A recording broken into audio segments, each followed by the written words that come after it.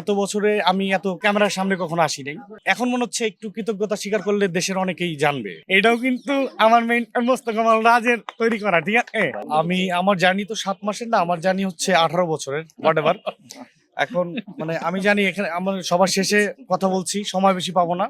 আমি কম সময়ের মধ্যে একটা যেটা বলতে চাই যে এত বছরে আমি এতগুলো ক্যামেরার সামনে কখনো আসি নাই। আমি এতগুলো ক্যামেরা পেয়ে আমি একটা আহ, আহ, এখন মনে হচ্ছে একটু কৃতজ্ঞতা স্বীকার করলে দেশের অনেকেই জানবে। আমি এরকম একটা প্ল্যাটফর্ম চাই, এর থেকে অনেক বড় প্ল্যাটফর্ম চাই যেখানে আমি বলতে পারবো যে আমার মেন্টর মোস্তফা কামাল রাজ, মানে যার কারণে আমার ছোট্ট ছোট্ট চরিত্রগুলো মানে এত প্রাণবন্ত হয় শুধুমাত্র রাজ ভাইয়ের কনফিডেন্ট। আমি ভীষণ নার্ভাস কারণ একই জায়গায় বসে আছি। Thank you.